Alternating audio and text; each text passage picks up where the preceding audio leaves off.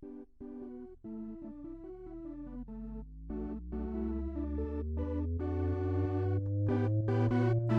Jemaat Agape, kembali kita bertemu di ibadah online. Saya mengajak kita semuanya, mari kita siapkan hati kita mau memuji dan menyembah Allah kita. Karena Dia Allah yang berkuasa dalam hidup kita, Dia Allah yang memberi kebebasan, kelepasan dalam hidup kita. Haleluya, ada kuasa dalam namanya.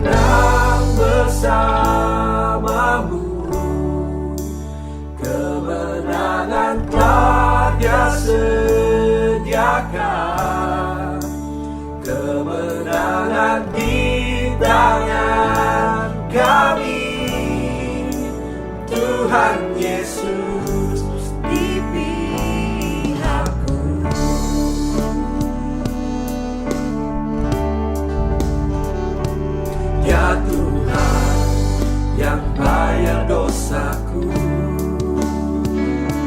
Ya Tuhan yang kalahkan maut, ya Tuhan menangkan semuanya. Bagi Dia tiada yang mustahil.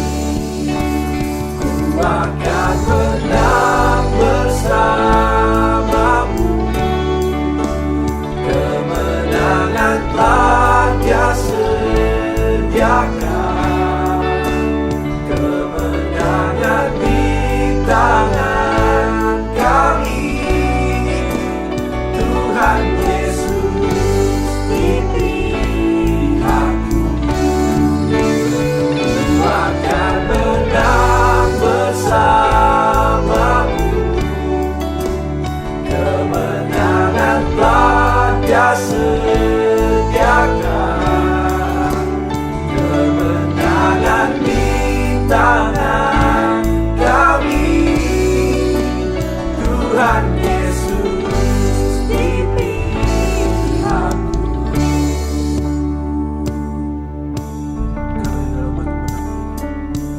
Tuhan pemenang yang menyertai kami.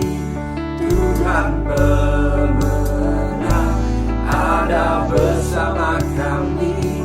Pasukan sudah ada di belakangku. Tuhan pemenang bersamaku. Tuhan pemenang yang menyertai kami. Tuhan pemenang ada bersama kami. Pasukan sudah ada di belakangku. Tuhan pemenang bersamaku.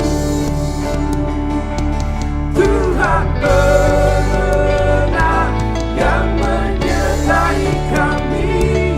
Tuhan pemenang ada bersama kami. Pasukan sudah ada di belakangku. Tuhan pemenang bersamaku. Ku akan menang bersamamu. Kemenangan telah Dia sediakan. Kemenangan di tangan kami. Tuhan Yesus di pihakku.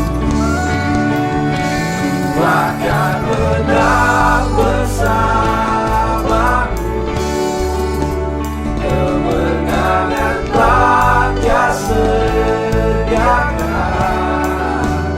Kemenangan di tangan kami.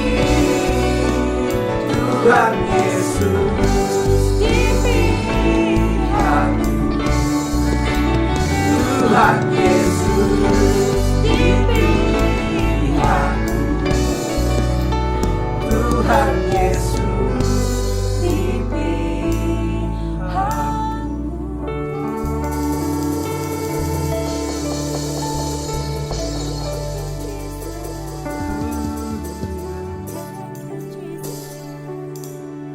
Jemaat yang dikasihi Tuhan, di mana saja engkau berada, doa saya supaya engkau dalam keadaan baik-baik dan sehat senantiasa. Di masa sulit pada saat ini, pandemi COVID-19, banyak orang bertanya tentang masa depan. Dan jemaat, apa yang perlu kita perhatikan tentang masa depan, kita serahkan sepenuhnya ke dalam tangan Tuhan. Karena Tuhan yang akan menentukan masa depan kita. Tetapi tentunya, saudara, apa yang dapat kita lakukan, kita perlu memperhatikan akan tanda-tanda. Tanda akhir zaman. Di mana orang berkata, ini seperti mendekati pada akhir zaman. Dan di samping itu, saudara, kita juga perlu mempersiapkan diri kita. Melihat akan apa yang sebenarnya Tuhan kehendaki sebagai persiapan untuk mendapatkan masa depan yang dijanjikan oleh Tuhan itu. Dan tema pada siang hari ini, saudara, yaitu adalah mempersiapkan masa depan. Dan firman Tuhan saya ambil dari 1 Korintus 3 ayat 10 sampai ke 17. Mari jemaat kita dengarkan firman Tuhan. Mari kita mempersiapkan masa depan kita dengan mendengarkan firman Tuhan. Firman berkata sebagai berikut jemaat. Ayat yang ke-10, sesuai dengan kasih karunia Allah yang dianugerahkan kepadaku, aku sebagai seorang ahli bangunan yang cakap telah meletakkan dasar dan orang lain membangun terus di atasnya. Tetapi tiap-tiap orang harus memperhatikan bagaimana ia harus membangun di atasnya, karena tidak ada seorang pun yang dapat melepaskan dasar lain daripada dasar yang telah diletakkannya, yaitu Kristus Yesus. Entahkah orang membangun di atas dasar itu dengan emas, perak, batu permata, kayu, rumput kering atau jerami. Sekali kelak pekerjaan masing-masing orang akan nampak. Karena hari Tuhan akan menyatakannya bahwa ia akan nampak dengan api dan bagaimana pekerjaan masing-masing orang akan diuji oleh api itu. Jika pekerjaan yang dibangun seseorang tahan uji, ia akan mendapatkan upah. Jika pekerjaannya terbakar, ia akan menderita kerugian, tetapi ia sendiri akan diselamatkan. Tetapi seperti dari dalam api. Tidak tahukah kamu bahwa kamu adalah bait Allah dan Roh Allah diam di dalam kamu? Jika ada orang yang membinasakan bait Allah, maka Allah akan membinasakan dia. Sebab bait Allah adalah kudus dan bait Allah itu adalah kamu. Mari jemaat, kita bersyukur kepada Tuhan atas firman yang telah Tuhan sampaikan. Tapi kita akan berdoa. Bapa, urapi kami dengan kuasa-Mu. Berikan pengertian yang baru ya Bapa, sehingga kami mengetahui akan apa yang perlu kami lakukan dalam kehidupan ini. Khususnya ya Tuhan, untuk masa depan yang telah Tuhan janjikan dalam kehidupan ini. Terima kasih ya Bapa, dalam nama Tuhan kami Yesus Kristus, kami panjatkan doa ini. Amin. Jemaat, mari kita perhatikan akan surat yang ditulis oleh Rasul Paulus kepada jemaat di Korintus, saudara. Dan dikatakan sebagai berikut dalam surat tersebut, saudara. Ayat yang ke-9 mencatat, kamu adalah ladang Allah, bangunan Allah. Tegasnya, saudara, kita ini dinyatakan ladang Allah dan bangunan Allah.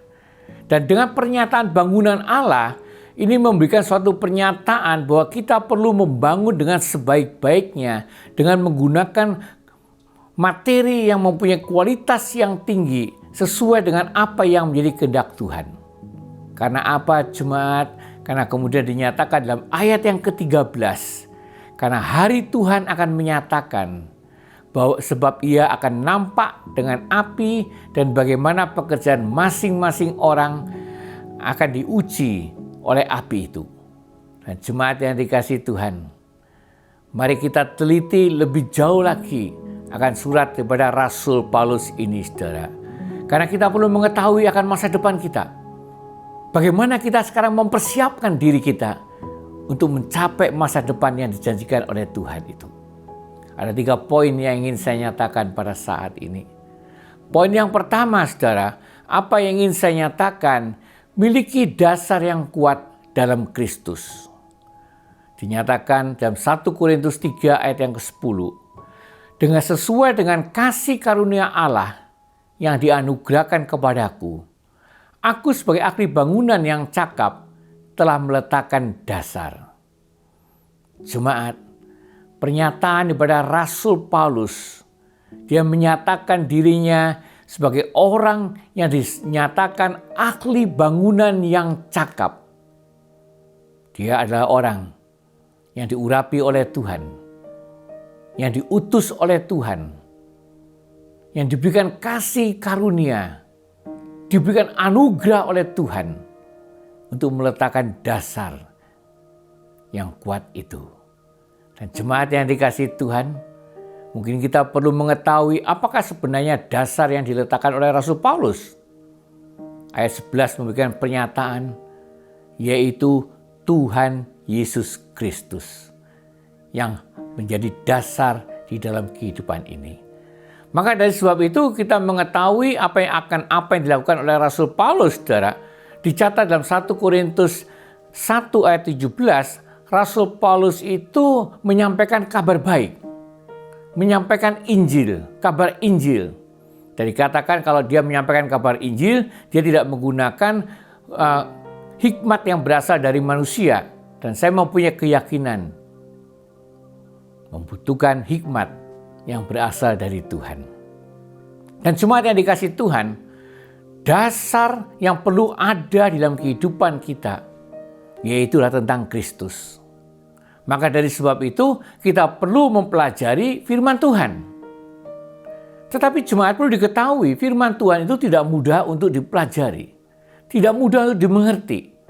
Rasul Paulus dia berbicara kepada jemaat di Korintus, dicatat dalam 2 Korintus, saudara, di mana dikatakan orang membaca tetapi tidak mengerti karena apa? Karena ada selubung yang menutupin. Dan selubung itu perlu dilepaskan dengan kuasa Roh Kudus. Maka dari sebab itu kita membutuhkan firman Tuhan. Kita juga membutuhkan kuasa Roh Kudus.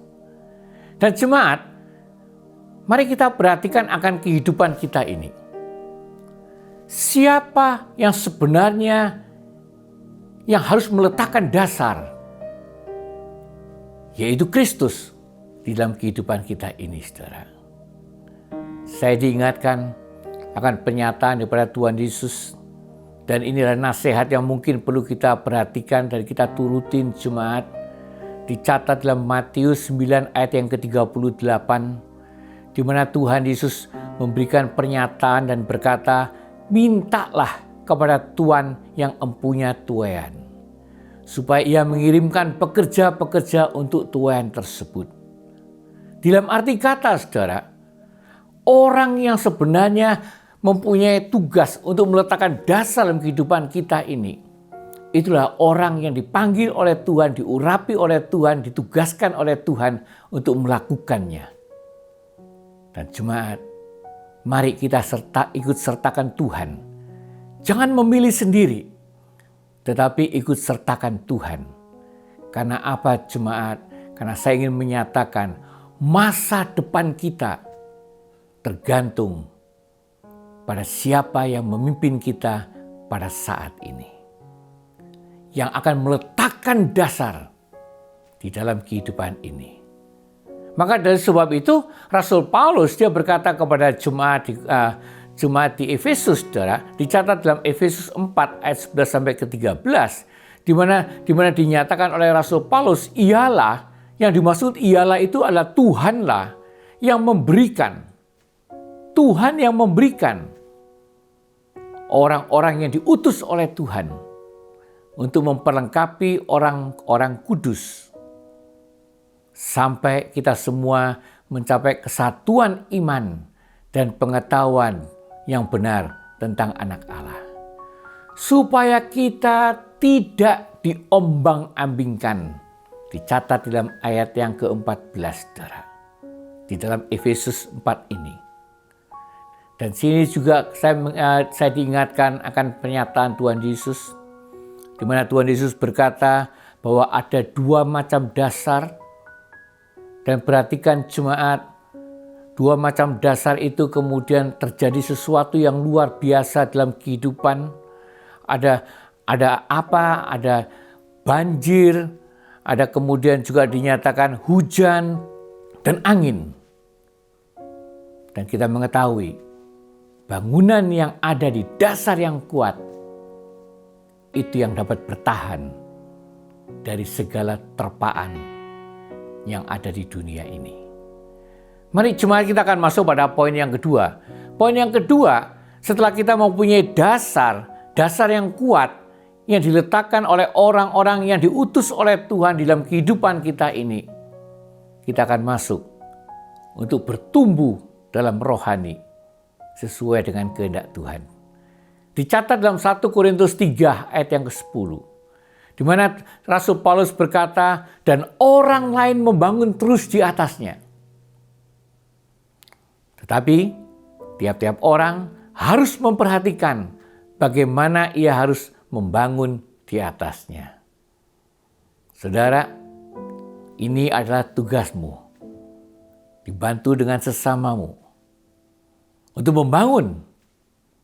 Tapi perhatikan, tiap-tiap orang harus memperhatikan bagaimana ia harus membangun di atasnya.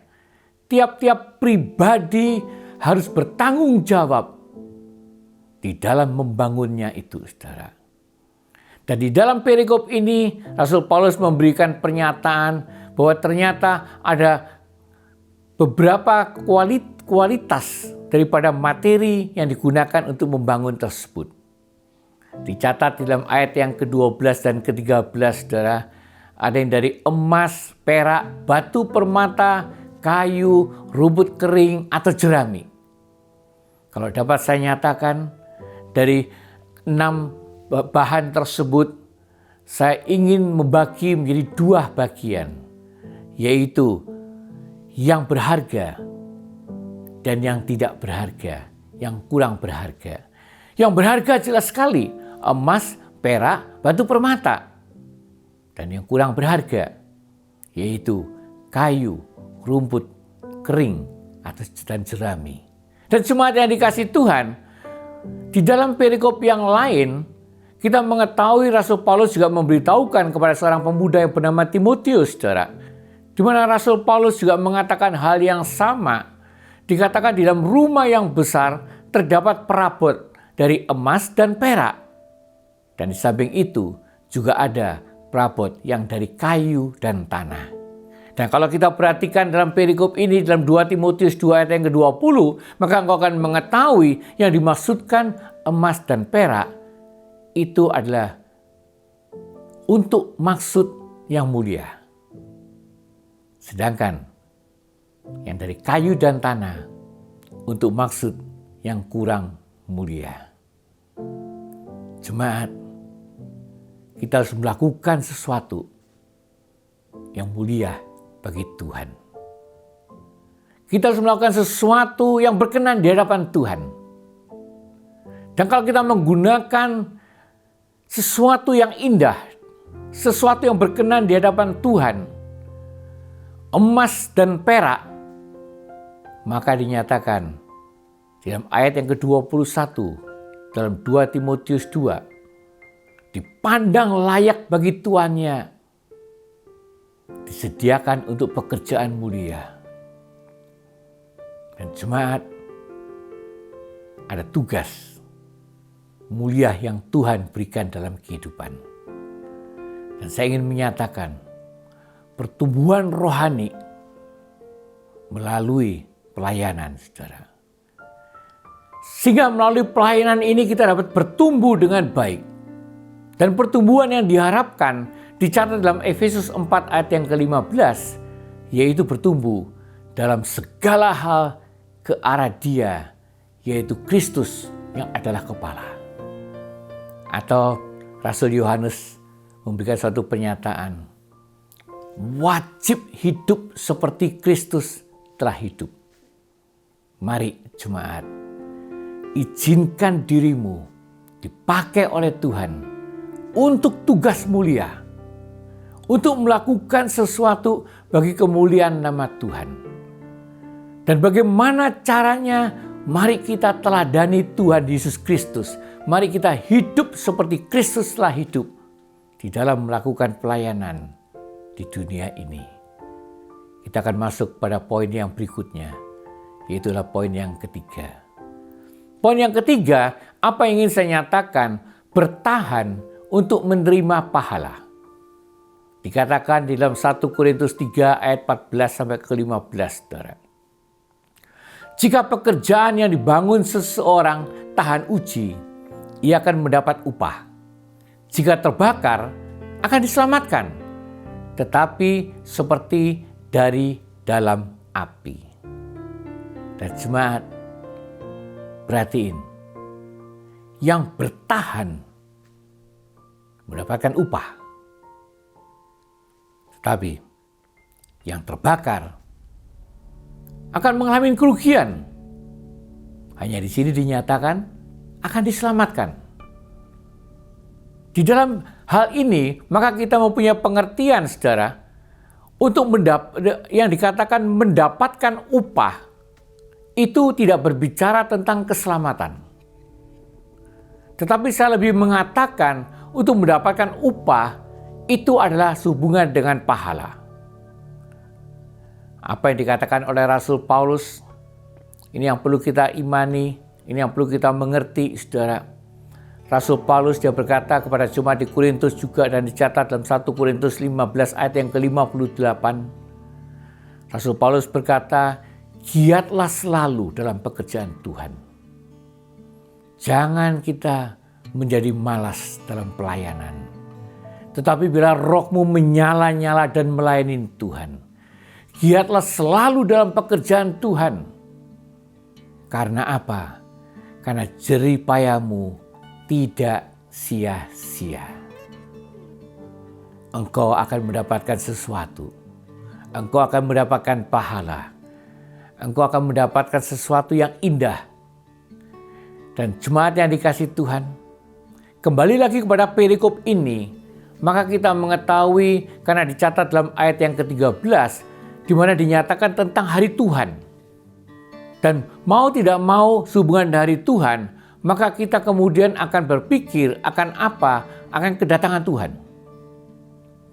Dan di sini kemudian saya diingatkan akan pernyataan Rasul Paulus yang dikatakan pada jemaat juga di Korintus.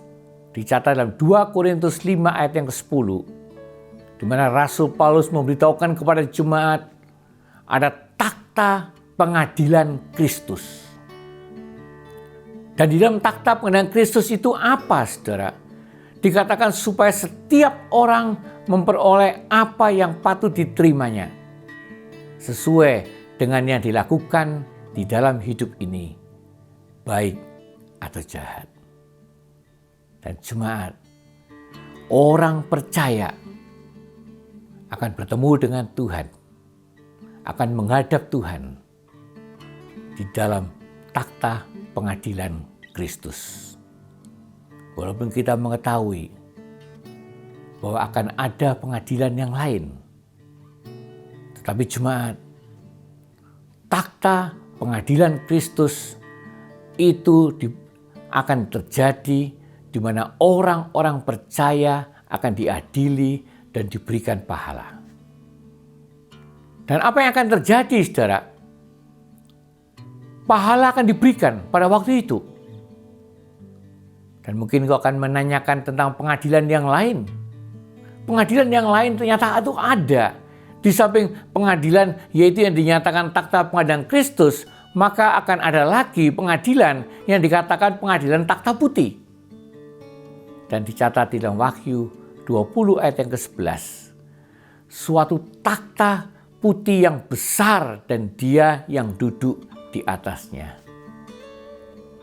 Bagi engkau yang ingin mengetahui lebih jauh, saudara, takhta Kristus itu adalah untuk orang percaya. Sedangkan takhta putih itu nanti akan terjadi setelah Tuhan datang kembali, masuk dalam masa damai 1000 tahun, dan orang-orang yang tertinggal pada waktu Tuhan datang di awan-awan itu akan masuk ke dalam periode yang berikutnya, berhadapan bersama dengan antikris, dengan orang-orang yang tidak percaya, dan mereka akan berhadapan dengan Tuhan di dalam takhta putih yang besar. Jemaat, saya ingin segera mengakhirin. Kita adalah orang-orang yang percaya. Mari kita senantiasa giat melakukan segala apa yang Tuhan ingin kehendaki dalam kehidupan ini.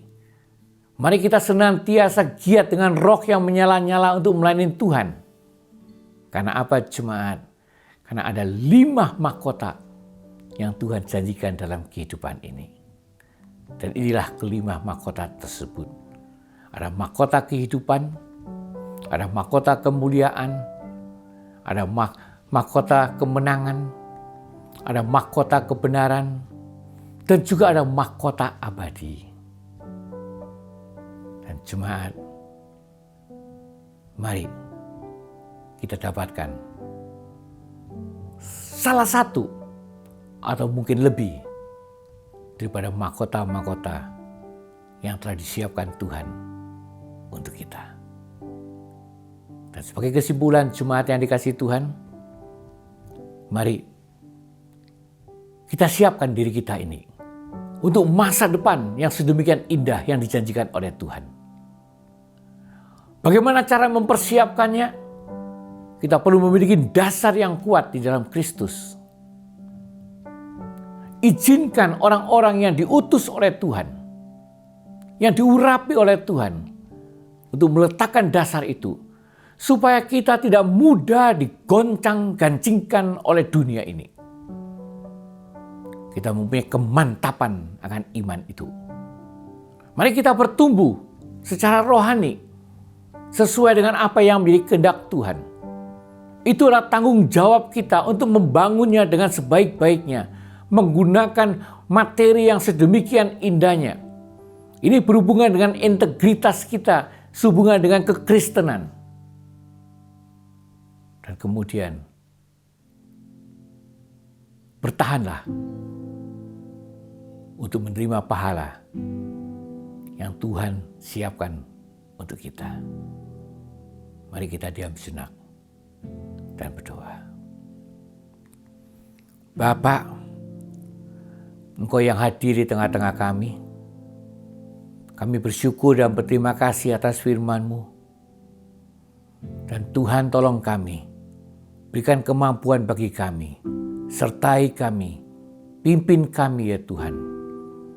Di saat kami ingin mempersiapkan diri kami, supaya kami mengetahui dengan jelas akan apa yang perlu kami persiapkan, akan apa yang perlu kami lakukan, supaya janji berkat-Mu, masa depan yang penuh dengan harapan, akan menjadi bagian dalam kehidupan kami. Terima kasih ya Tuhan, dalam nama Tuhan kami Yesus Kristus kami panjatkan doa ini. Katakan amin. Kau yang berkuasa di dalam segala hal, ada kuasa dalam nama Yesus. Ada kuasa dalam nama Yesus.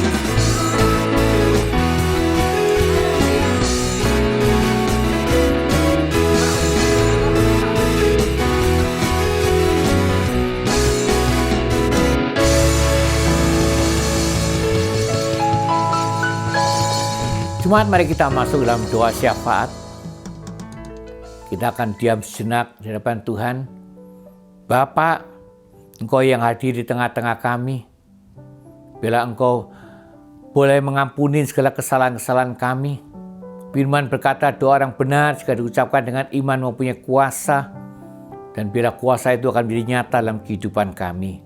Kami ingin berdoa untuk berbagai masalah yang ada dalam kehidupan jemaat. Kami juga yang berdoa untuk penyakit-penyakit yang ada dalam kehidupan jemaat. Kami serahkan sepenuhnya ke dalam tangan yang maha besar, tangan yang maha kuasa. Kami ingin berdoa untuk pelajar, kami ingin berdoa untuk pekerja. Tuhan bimbing kami, bawa kami menuju kepada keberhasilan demi keberhasilan ya Bapa.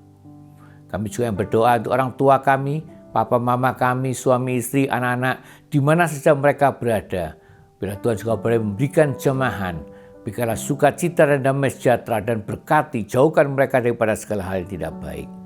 Kami ingin berdoa untuk dunia ini ya Bapa.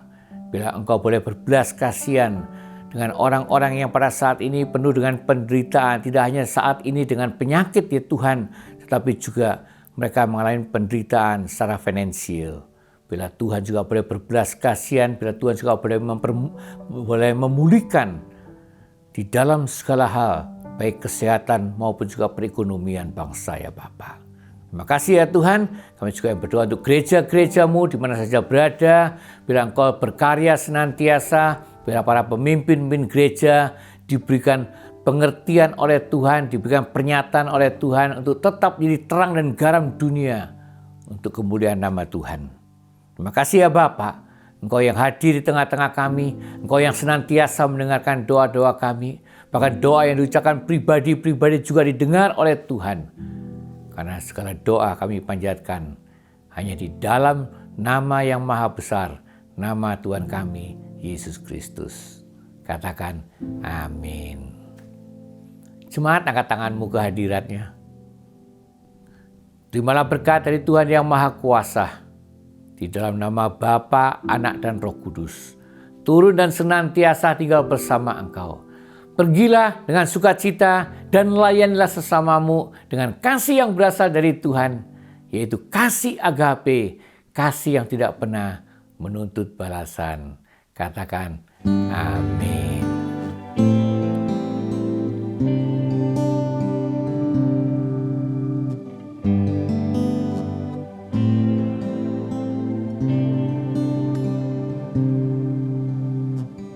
There's a time for laughing, there's a time for crying. It's time to understand that God has His own plan. There's a time for me to pray, waiting something and believe it. It's time to understand that you have your way. Lord, I know that your love is around me. Lord, I know you give the best for me. I'll live my prayer through night and day, and let your will be done on me. I'm in your hands until the end. I'll give my life to you, Almighty God. You are the one.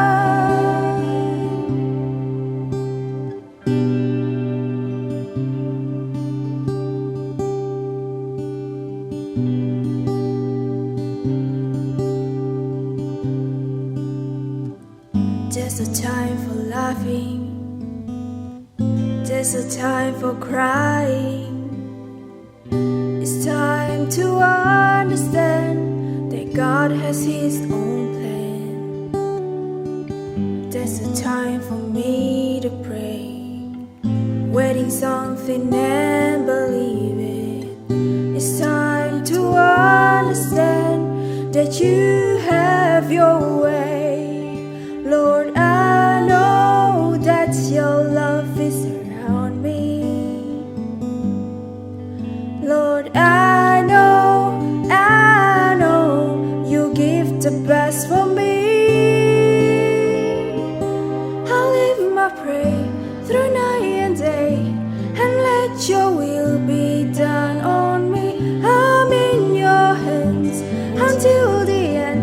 I'll give my life to you, Almighty God.